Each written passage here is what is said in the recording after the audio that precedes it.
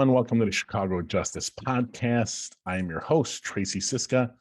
I'm also the executive director of the Chicago Justice Project. Find out about our work at chicagojustice.org. Get involved at cjpnation.org. Look at our transparency website on the Chicago Police Board at cpbinfocenter.org. So we're season 2, episode 14. Today, we are featuring an interview we did last week with Alderperson Michael Rodriguez of the 22nd Ward, formerly of Enlace, Chicago, which used to be Little Village Community Development Corp. He is now an alderperson and I believe committeeman in the 22nd Ward of Chicago. We're going to talk to him about crime, violence, justice issues in Chicago, including the curfew, among other things, Mayor Lightfoot. All of that will be on the show today. If you are listening today, you can get the video. We're going to start putting the videos of our podcast back up on YouTube and probably Facebook, so you can find them there. If you're on YouTube, welcome. Really appreciate it. If you want to subscribe to the podcast, you can get us pretty much anywhere you can get your podcasts now.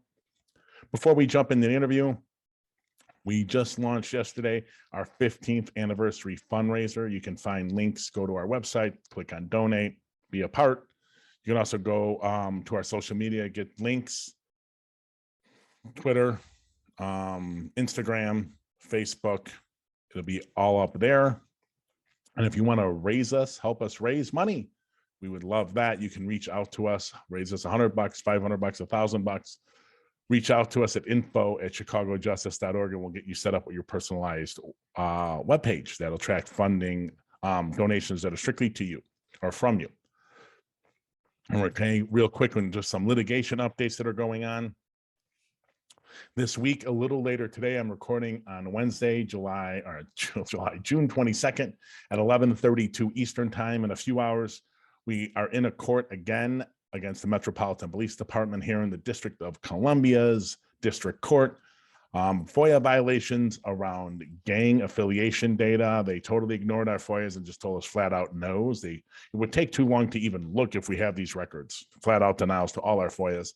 Then out of the blue, months later, they turned over some documents, and then to try to alleviate, in a weak attempt to try to alleviate some of the counts in our lawsuit, they turned over 600 pages of documents related to gang affiliation, who's in the database, or the demographics and things and reasons why people are in their gang database. We are currently analyzing that in conjunction with this lawsuit. We'll pay attention to our social media. You can get all the information in, go to our website and sign up for our email, and you can get updates there also. Okay, so I will be back after the interview. Michael is a longtime friend. We've done work together. He's really interesting, smart guy, and I think you'll really enjoy our conversation. We'll be back in a little bit. Michael Rodriguez, thank you so much for joining us. Really appreciate it. Tracy, it's good to be here. Good to see you too. I know it has been way too long, me sitting here in DC. Then we had a pandemic, so I was never back. All right, for those who don't know, Michael Rodriguez is the alderman in the 22nd Ward, which is mostly covering Little Village, if I'm correct with that. A little bit of North Lawndale, and also significant parts of the Midway Airport area. Whoa, all right. That area has always intrigued me. It is. Right. All right, so we're here to talk about crime, justice issues, our mayor, a little bit of the upcoming elections. God, on these topics, we could probably talk forever. I'm really, anyways, before I start going off, I'm just going to start asking you questions. I can go off while we're doing this. Okay, sir. So let's just say overall, if you were to give Mayor Lightfoot, if you could come up with a grade for Mayor Lightfoot on police reform. Oh. Considering how she came into office with the Police Accountability Task Force behind her and the report and the rhetoric about it, what would your overall grade on it just on police reform and justice issues be? Well, I'm not beyond grading people, but I'm not going to answer the question with the grade, but I will say I'm disappointed. I think, I came into this office as someone who was on the Juvenile Justice Commission as appointed by Governor Quinn, board president of the Juvenile Justice Initiative. I was director of violence prevention in Enlace. I've spent a lot of my time in the criminal justice world and juvenile justice world. And, we've had an arc of change that's been positive as far as I'm concerned. But most recently, that has certainly shifted in the wrong direction. And quite frank, I think the mayor has also shifted in that direction, very unfortunately. When I see the Victims' Justice Ordinance and her curfew effort, both really go against what the field knows about criminal justice reform, I am not happy. And quite frankly, I've spoken out against it. I will tell her that I'm not happy. She knows it. And, we have to figure out a collective way to address these issues that are proactive, that are progressive. And what that means to me is that they're effective. They work and they're based in data and they make our communities safer. So like, that's what I'm invested in. I don't know if, that's shared. I think people use this issue politically far too often, and that's at the expense of safety in our neighborhoods. So no, I'm not happy with her performance on this issue. I will say we've worked together on increasing violence prevention dollars in our city's budget. That I'm very favorable for in her record. I do have to give people credit where credit's due, but largely, disappointed. One of the biggest failures I thought that the mayor has had is when the George Floyd protests hit Chicago. And let's not talk about Brown missing that they were coming to Chicago and what force that was going to come. I think everyone else in the justice world in Illinois, the sheriffs, the state police, everyone else knew but Brown, and that was a horrific failure. But one of the biggest failures that I've seen is that when there were people on the street talking about defund and let's have these conversations, the mayor kind of immediately shut that down. Instead of taking an opportunity, I think, where she could have said, you know what, I don't agree with all the tactics that are going on, and we need to stop the violence, the looting, other things, but we need to take the concerns of what's going on, the concerns of the people on the street, we need to take them. And we need to use this as a moment to really start a conversation about what justice, reallocation of some justice funding could look like. And bringing those people in the street to start that conversation. I'm not saying for her, I would be like, I'm not saying I'm going to defund the police, but I want to know what the people want. And let's have a citywide conversation about this. Let's bring in the domestic violence people, the sexual assault violence people, the anti-gun people, all these people, let's bring them in. What does it look like? What would we need to build up? And I think her outright dismissal of that was a mistake. And I think we could have made an opportunity for those people to come into the process rather than excluding them outright. Tracy, I know the Chicago Justice Project very well. We work together a lot. We should probably talk about that and give that disclaimer. We've been on the same side of a lot of issues and worked together intimately for over a decade, right? Maybe 2 decades now. I campaigned and I continue to want to be that guy that wants to bring everybody in. I think a philosophy of bringing everybody in, bringing everybody to the table works. I'll give you an example of where I thought the mayor did a fine job on the Fair Work Week ordinance, where Alderwoman Sue Sadlowski Garza was the chief sponsor. I was the number 2 on that bill, right? And we sat at the table with the Retail Merchants Association. We sat at the table with the hotel folks and all these other groups that we might have been on the opposite side of, given that both Sue and I are major labor supporters. And we listened and we made changes and we got to a place where the vast majority of us could agree. My apologies. I've got to turn off my, I don't know how to turn off the phone. That's right. Here. My apologies. But I think that was an example. We came together to resolve an issue. And the way you resolve issues for the long term is by bringing multiple people to the table. And the fact is, listen, I am on the progressive wing of the Democratic Party when it comes to criminal justice reform. I believe in data. I believe in doing things that make sense for communities. I believe in investing in preventative services, right? So, but I also am not on the farthest left on the issue, right? Like I have very strong relationships with police. I have I invest heavily in community policing efforts. I'm very proud to say that I walk 26th Street with some of our police that are from the neighborhood to try to build those relationships and engage in real deep relationships. I think that's how you build police community relationships that are beneficial to solving crime. But if you're going to outright just exit people out of the process and keep people out, I'm the type of person, I believe in a tent, you want people on the inside pissing out versus on the outside pissing in. And that's how you get things done. That's how I want to govern. Yeah, I mean, I think it just added fuel to the discontent that was out there. Instead of saying, we've heard you, we need to stop what is going on in the streets. We've heard you, we're going to take that process, we're going to enter you into the process. And I think and then our next issue here is the mayor. Next question I want to talk about is, and I think to some degree it's happened. It seems like the mayor, because she cut positions in her first budget for the police department, that to some degree the mayor was in her own way sort of moving towards a defund the police, but under stealth. And that bothers me because then it can engage you and the community in, well, where do we stick that 30 million or whatever it is we're saving from not having these positions? Where do we spend that 30 million? And if you do it by stealth, she gets to decide, or her and her people get to decide. And the people of Chicago and their legislators like you don't get to have that conversation. Well, that's the issue with limited aldermanic prerogative, right? Like, listen, I came in on a spectrum of politicians. Again, I was okay with limiting aldermanic prerogative, particularly when my neighbor to the south of me is holding up Burger King driveway permits for campaign contributions or private legal work, right? That's wrong. That shouldn't be allowed, and we've got to limit that. But also, government is at its best when there are systems of checks and balances, where the aldermanic legislative body is able to check the executive mayoral branch.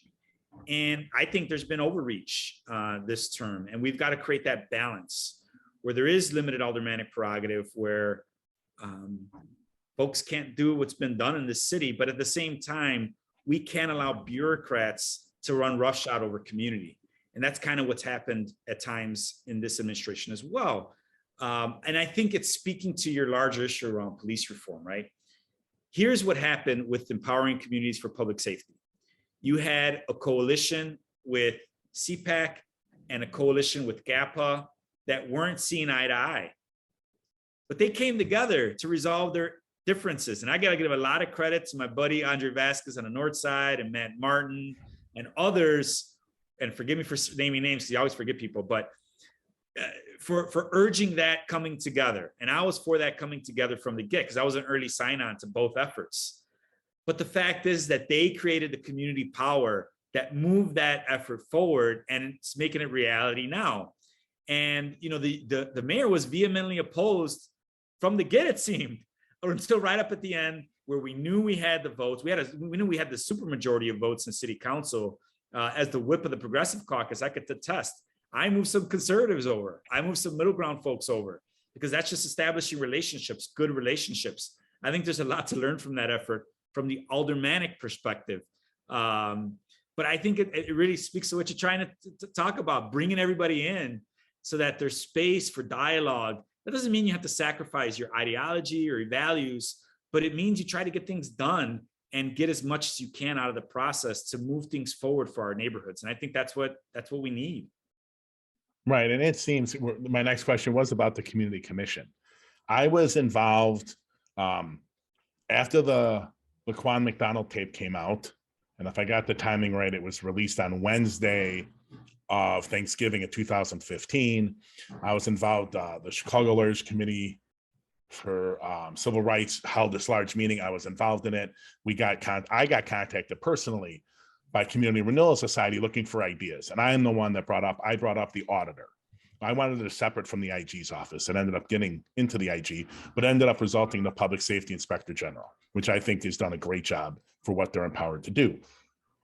But I was involved in that process. And that was when we were also going to eliminate IPRA, the Independent Police Review Authority, and create COPA, the Citizen Office of Police Accountability, with more powers and new staff.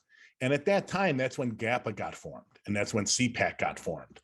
And Rahm was going to possibly pass one of those versions back then. And those groups wanted time. And Mayor Lightfoot, because I was in meetings with her, we were criticizing the mayor and we pushed the mayor to wait and let the communities have a say in what got pushed. Okay, so that's, summer of 2016, the community groups and us go to mayor and say, don't rush the community commission, let these organizations, these coalitions go back to the communities and find out how it should be built.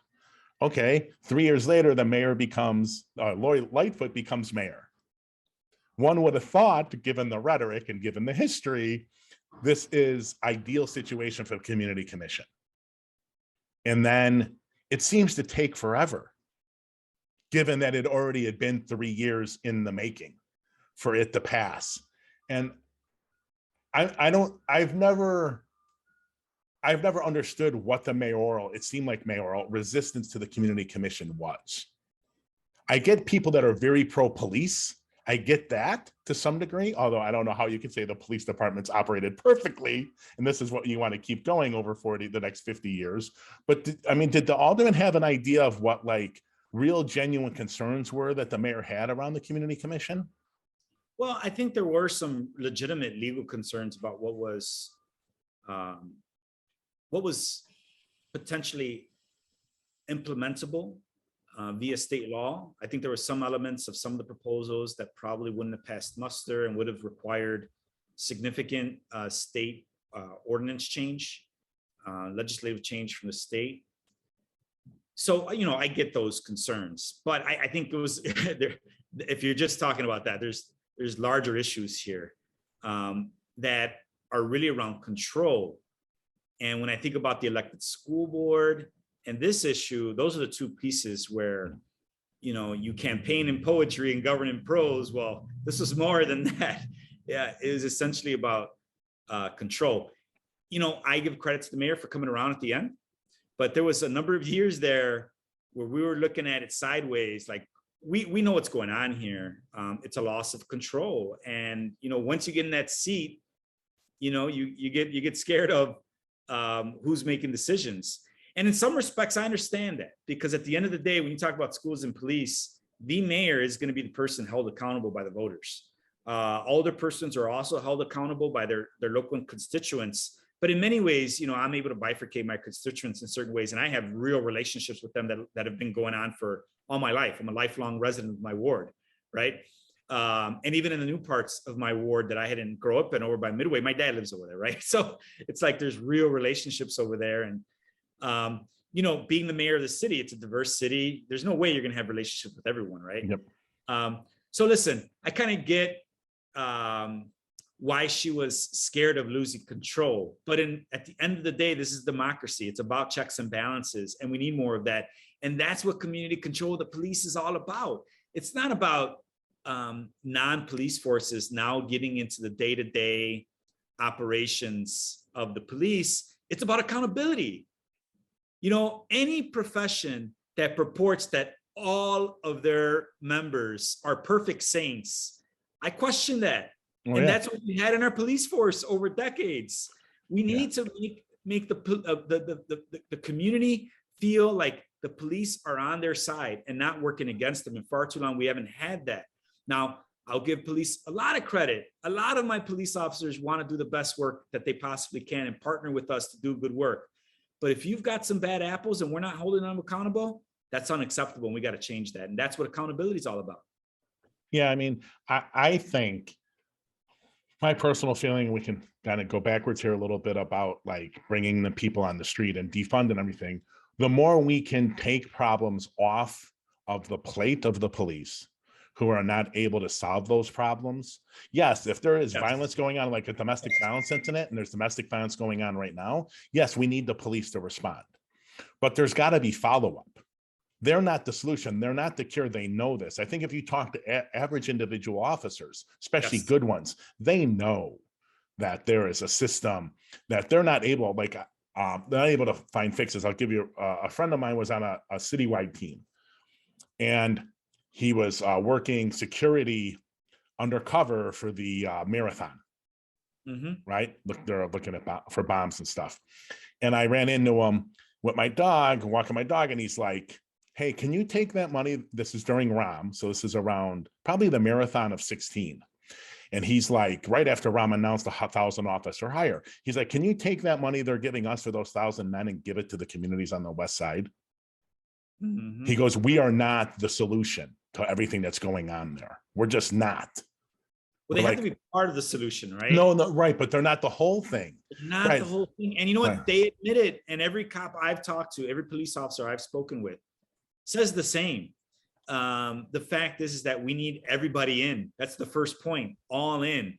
But you know, you were speaking about some specific things that I want to go a little bit further in depth on. Yep. You know, we need a non-police first response. Are you kidding me?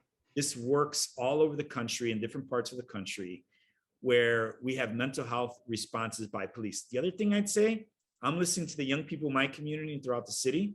Like I don't see a need for police in this environment where we have over incarceration of Black and brown youth. You know, I really question SROs, their use. We need police on the streets working to prevent violence where it's at. And don't get me started on our federal system and the availability of guns in our communities. Oh, yeah. Like, this is an all-in approach, right? Elected officials have to do their part federally and here locally. You know, we need community members. We need social workers. Listen, I'm graduate of SSA, School of Social Service Administration, master's degree. We need, you know, mental health first responders to be the responders for mental health crises. But you know what else we need? And what works? And this is how we first met. I was running violence prevention programs in Little Village, where we had outreach workers on the streets, and they were targeting our most at-risk youth. And we were able to identify them at a very young age and throw resources at them, after-school programs, mental health counselors, professional mental health counselors, but then also youth mentors that have been through God's challenges in our world, but have overcome those challenges and found God themselves or found education or work themselves. Those are such inspirations to our community, those outreach workers that are in our neighborhood. You know, we've led with that angle here in our neighborhood, but then also bringing our community policing initiatives in. Our outreach workers will tell you, we need police at times. We need them. We need them to be our partners. So it's an all-in approach. And that's mostly what I think we need. Right. And you got to have money, and you got to have the dedication of public officials to do that. Right. And like, I had an office at Wacker and Wabash, and they changed the damn flowers 4 times a year.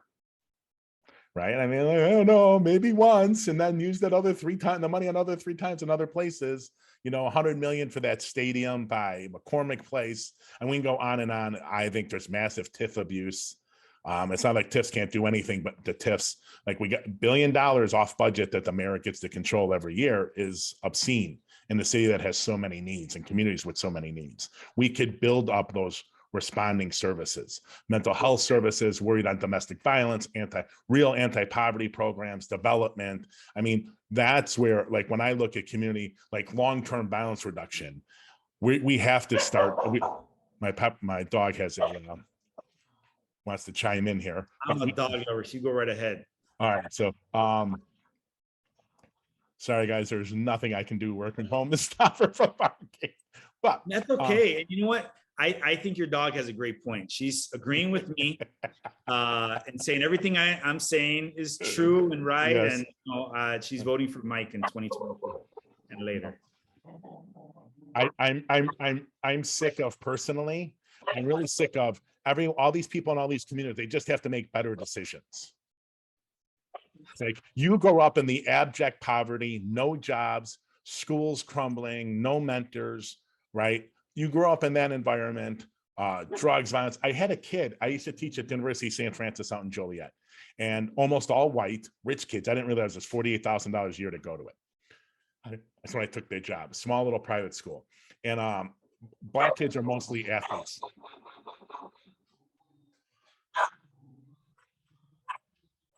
All right, for 1 second, I'm gonna cry. You know, listeners, I want you to know that Tracy yelled at me to make sure I was in a quiet space, and it's fine. We'll see if she comes back to quiet down from the treats. But so if they were Black, they're almost all athletes, unfortunately, right? Or fortunately, but there were very few Black kids. And I was teaching a class talking about policing, and the kid stayed late, and a Black kid, and really smart. And he was like, oh, I had a scholarship out in California. But my mom wanted to see me play. I grew up in Austin. So she begged me to come back to Illinois because she can't afford to come see me. So I told her this is as close as I'll get. And I'm like, oh, he goes, yeah, I will never spend a night in Austin ever again. And I'm like, what are you talking about? Oh, Tracy, all my friends, they're either dead, in jail, or on the process of getting out of prison. He goes, I'm never going back. He goes, I go back to talk in the schools to talk to kids, but it's the first thing in the morning. It's at 9 a.m. I make it at 9 a.m. I go in, I do it, I leave. I'm like, oh, he goes, Tracy, my entire family, uncles, they're all drug dealers. That's what they had to do to survive. I'm the only one that made it out. I'm not going back.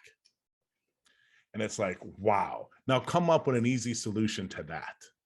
You know, and a lot of people who will look at him and say, see, anyone can do it. He did it, anyone can. It's like, no, he's the cream of the crop. That's why he was able to do it. Right. But it was really, that was like such an eye opener for me. I was like, holy cow. Tracy, at the age of 9 and 11, I lost one of my uncles to drug addiction and another to gang violence, essentially. And, the men in my family were largely either absent or there but with major issues. I've lived this. And there's so much to be said about systematic oppression of communities, of people. I mean, let's think about it. In the early 80s, we had 500,000 people incarcerated in our country in state and federal penitentiaries. Then we had a war on drugs, which really was a war on inner city communities. Yep. And we now have like 2.5 million people in federal and state incarceration detention centers with no drops in these, purported drug usage categories.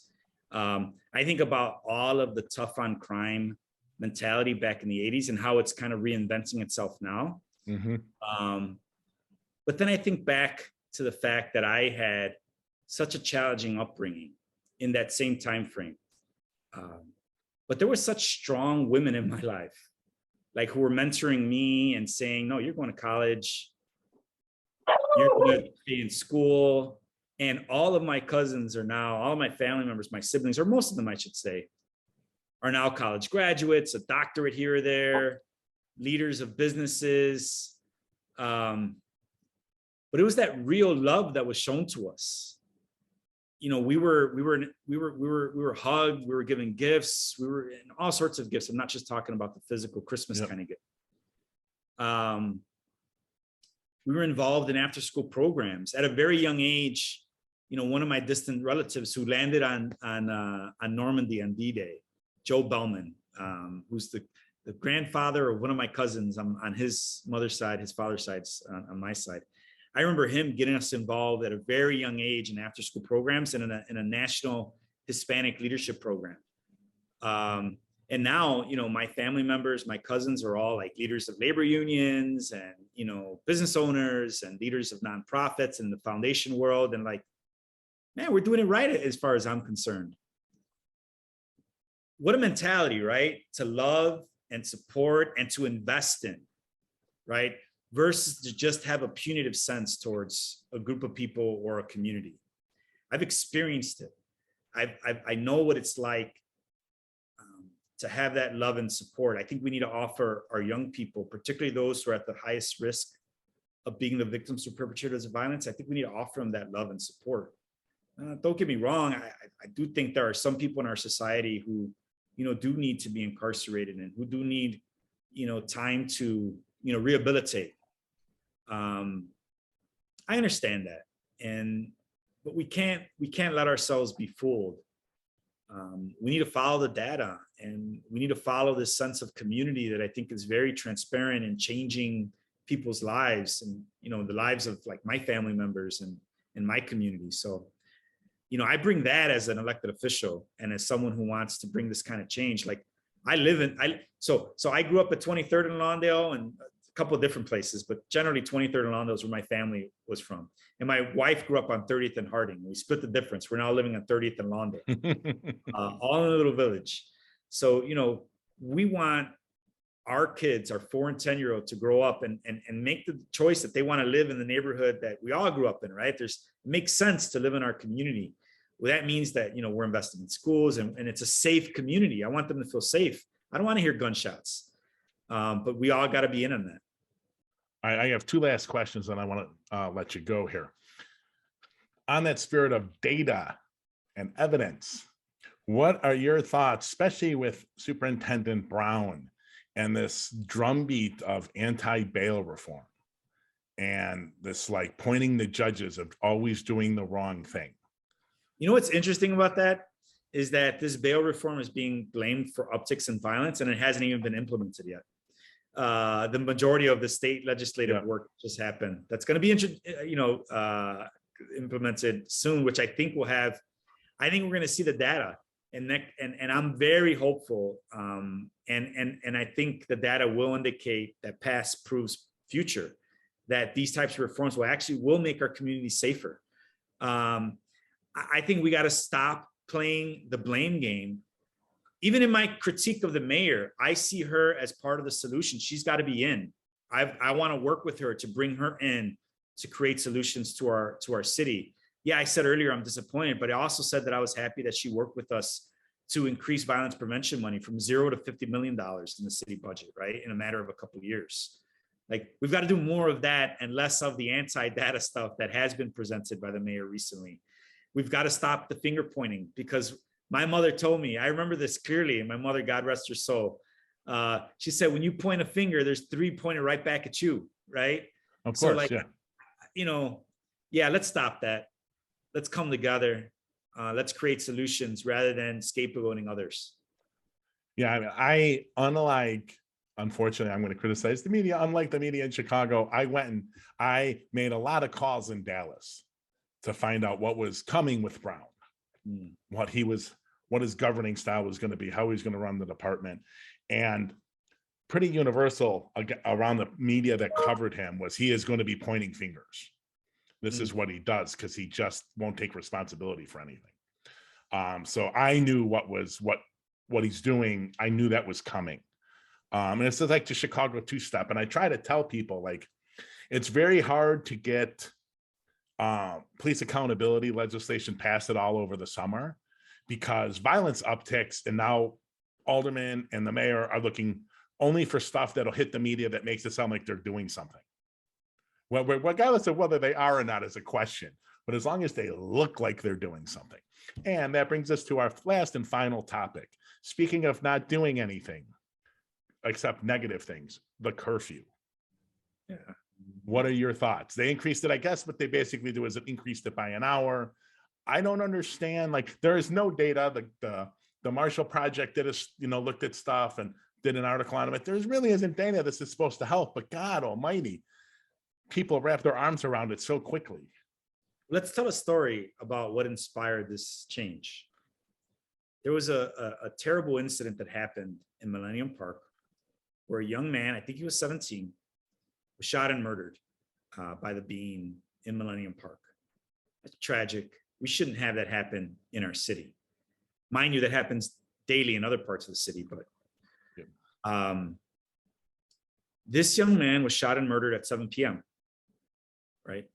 Unacceptable situation. The curfew is being lowered from 11 p.m. to 10 p.m. Its intended purpose wouldn't even cover this incident, right? So that's just to start. Let's look at the data. And study after study shows us that curfew laws actually are counterproductive. They keep people who follow the law off the streets. We actually need people who are productive members of our society to embrace community. This is the part of the love that we need to share and be a part of. Like, we need people out engaging with each other. And yes, I agree. We shouldn't have bands of young people out at 1 a.m. with guns. I agree. There's ways to address that through our gun laws, to providing vital services in our neighborhoods, right? That aren't prevalent right now. Like there's ways to do this that actually get to the root causes of these issues. But that curfew law, as you so eloquently stated, Tracy, looks like you're doing something, but in reality is actually doing the opposite. And study after study shows it. Listen, what is this going to do? Not much. It's going to allow rich folks from the suburbs who can come and buy a ticket to Lollapalooza to be able to be downtown after certain hours. And young Black and brown folks who maybe their only opportunity to find cultural enrichment outside of their communities is somewhere downtown. Their only way to find diversity in one of the most segregated places in the country is downtown. You know, those rights are going to be curtailed. It smells fishy, Tracy. Oh, wow. You know, I do a bit of traveling, and I was with my wife in Madrid. And on the first night we're there, we're with our cousin and drinking a lot. And I look on the screen, I'm like, I think there's a bunch of people complaining. I'm not good in Spanish. I'm language challenged, even though my wife's from Puebla. And our family makes fun of it. Puebla. Yeah. And our family. By the way, real quick fun fact. Yeah. The only state in Mexico that actually celebrates Cinco de Mayo. But go ahead. Oh, no kidding. She grew up right on the fort. She grew up right by the fort. Beautiful. There's a great Netflix show that you gotta check out by this Mexican historian. I think it's called, man, I hope I don't get this wrong, Frontera, I believe, and I forget his name. My wife just ordered the book, but it's a great Mexican history of Mexico that I think anybody would find fascinating. But it speaks to Puebla, so your wife might love that, and it speaks to the Batalla de Puebla, where Mexicans defeated the French. We literally had for its independence, however. Yes. So so I'm looking and I'm like, I think they're protesting 75 murders. So the next day I asked the cousin we were out with, were they protesting 75 murders? He's like, no, Madrid did have 75 murders, but they were protesting that 25 were domestic violence related. Yeah. And I'm like, okay, that's bad, right? But 75 murders, how big is Madrid? And at that point, it's bigger than Chicago, population-wise. And then around it is super populated. I was like, holy shit, what is going on? He's like, why? I'm like, at that point, we had 500 or 600 murders, right? Like 500 or 600 in Chicago, 75. It's like a picnic. Later that night, my wife and I are out about 11 o'clock walking around, touristing, you know. And what do I see? There is a 70-year-old woman pushing her 90-year-old, probably mother, in a wheelchair, followed by her daughter and kids, and everyone is out. Everyone is out. And I'm looking, and I just sit down, and my wife's like, what's going on? I'm like, look at this. What do you mean what's going on? Why do you think there's no crime and violence here? She's like, what are you like? Well, everyone's out. This was just a normal weeknight. This is just their culture. And that I'm old enough to where my mom grew up in the Italian ghetto. My dad grew up in the Polish ghetto. White flight moved them out to Norwich by O'Hare. But I grew up when I was little. We were on a summer night. It was nice out. We were on the stoop. We weren't watching television. We were sitting on the stoop outside, and all of our neighbors were. We all knew everyone. Everyone got along. And well, that also reduces crime and violence when everyone's out and engaged and watching their kids, right? Jane Jacobs, great author from the 60s. She speaks about the density and people being on the streets as like crime prevention, et cetera. You know what this speaks to? And I'm just driven to talk about the conservative contradiction in our country. The conservative contradiction is that they are supposed to be about the land of the free and about liberty and about freedom of markets and freedom of this and freedom of that. But at every turn, they want to control Black and brown folks and immigrants and minority populations and religions like Jewish folk, et cetera, right? Muslims. And, I think about the issues around choice in this country, access to guns, like, what can you control and what can't you control? And it's the conservative conundrum, the conservative contradiction that's really led to this MAGA influence in this country. And to be honest with you, has infiltrated the moderate wing of the Democratic Party, which comes in the form of curfew laws, which comes in the form of police-only mantras. By the way, even if we were to hire more police in our city, they wouldn't be ready to be on our streets until a year and a half from now, right? Like, so I'm sorry, I got on a soapbox after your soapbox. Forgive me. Well, I was just saying, it was a good soapbox, by the way. Madrid.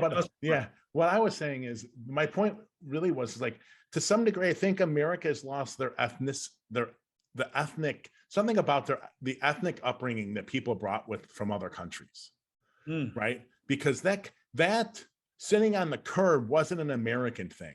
That's what people did in the old country. That's what they did. And they brought that with them. And now we're just all shelled in our house watching television, hoping the police solve whatever's going on in the street. If I did something wrong in my neighborhood and one of the people that knew my parents saw it, they weren't calling the cops. They were going to call my parents. I mean, that's what they were going to do. And I just think we've lost some of that. And people want to say, well, it's because the parents are getting worse. Instead of like, no, especially in Black and brown communities, like the poverty is unbelievable. Besides the fact, you look at Cabrini Green, right? The rehab of public housing, the few people that did get housing when they built up, the mixed income areas, they had to sign these huge contracts. And one of the things in the huge contracts over by Cabrini was you couldn't be on your front porch. You could only be in your backyard. You could only have people over to a certain time. It's like the contract was set up to isolate them. And so I've always we've lost this, whatever our parents coming in from other countries and everyone's parents or grandparents did, there's no such thing as a white American, right? That doesn't exist. My friends, I know you're upset about that if you're listening, but that is true. So you've come from somewhere. Whatever they brought with them, we've lost that.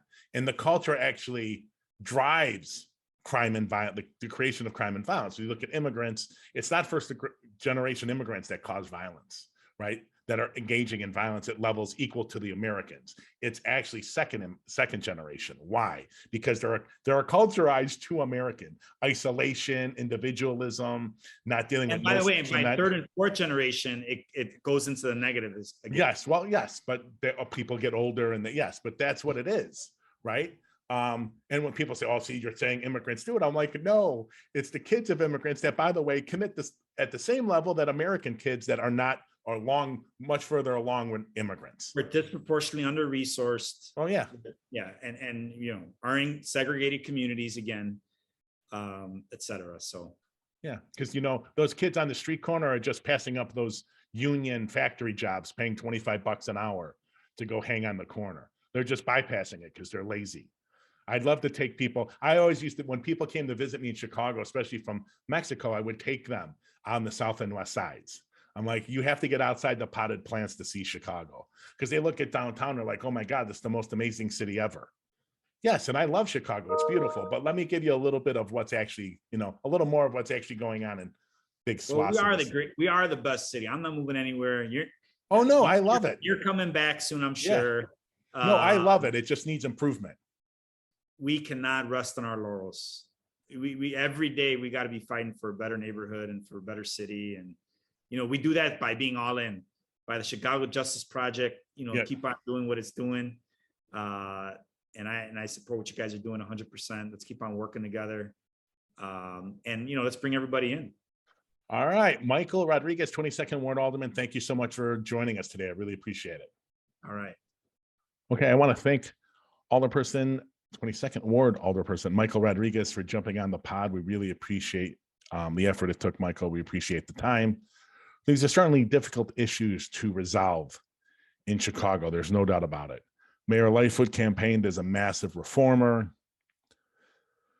I guess when she would say she's a reformer in that she thinks that the CPD should, in the lamest possible ways, abide by the consent decree. And I saw I can't remember who said it from the ACLU, but there's a quote that was in the newspaper that I steal all the time, which basically is the consent decree should not be the ceiling, it should be the floor, which means it's the bare minimum of reform, and there are more reforms possible. So I invite everyone to go to our website and go to the news section. You can look, you can find there our policy recommendations, policies that the City Council, Cook County Board, and Illinois General Assembly can put up, pass, and basically make a major difference in policing. The Anjanette Young ordinance, we're huge proponents of that. We need bright lines for what the police can and cannot do, and we need to make it so when they go beyond those lines without due justification, whether it's racist, whatever it is, the reason, there are clear, definitive punishments for that. Whether that is, and it has to be beyond police policy. So I'm not talking about the legislature subverting the police policies that work internal to their police accountability system. That is broken and doesn't work and never has worked in Illinois. And I've helped set up a bunch of it now, and it doesn't work. But I think, like the Anjanette Young ordinance, you can't do a search warrant outside of 9 to 7, 9 a.m. to 7 p.m. And it should be done ideally during school hours so kids are not there, unless there are exigent circumstances. Seems perfectly reasonable to me. That seems perfectly reasonable. Now, you fail to do this, we have to start getting the Illinois General Assembly to put teeth into that and make sure if they do break that law, it is not a slap on the wrist, but it's a serious punishment. It's incredibly hard to convict officers of anything, no matter how far they step over the lines. Don't be fooled by George Floyd. That's more or less a mirage. Don't be fooled by that. There's no reason to think the rate of convicting officers is going to go up. We need laws that make that easier when they step out of line. But I think good officers will take those bright lines that are clearly defined by the General Assembly and say, I'm not going to go do that. No, that's wrong. The public has said it's wrong. The public said they don't want us to do that. I'm not going to do it. Because they certainly are not restrained by their policies and practices. It certainly seems like they go to any length they can to just go right over them without a care in the world about the accountability system. Don't listen to the police union. Don't listen to their supporters in the City Council, the General Assembly. The police accountability system is broken.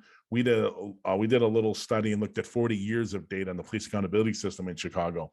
And the highest rate we could get of sustaining complaints against officers was 8.5%. That's not even what the recommendation discipline is. We looked at 10 years of firing officers from 99 to 2008. And at that point, it was 37% of officers that were up for firing got fired, about 1/3, right? And we now know from the Deputy Public Safety Inspector General's report last year that 75% of the cases for which officers sought to appeal their discipline, you can't do that for termination case, you have to go in front of the police board, but stuff for minor, more or less minor than stuff that you would get fired for. 75% of the times those officers grieved those cases, the discipline was either reduced or completely removed. So don't buy it that the system works. So that's my 2 cents, or a little more than my 2 cents on the issue. We have some great interviews coming up. We've had some scheduling problems, so that's why it's been a while since we've had a podcast. We're working with Jody Cohn from ProPublica to get something scheduled. We're working with Dan Milahopoulos from WBEZ to get something scheduled. We're working with Professor Vargas, who runs the Criminal Justice Project, if I got the name right, at University of Chicago. So those 3 are going. We have a bunch of invitations out. I also had my glasses that broke and couldn't really read for 3 weeks. So that put a little crimp in putting the podcast out also. But I'm back in full power. We have invitations out. We're hoping to get more things scheduled. And like I said, if you got ideas for who you want on the podcast, reach out at any of our social media or info@chicagojustice.org, and we will definitely listen. Thank you once again. Go to our website, donate, go to our social media, click on those links, go donate, or hit us up at info@chicagojustice.org and help us raise money. All right, hopefully we will see you next week. Have a great day.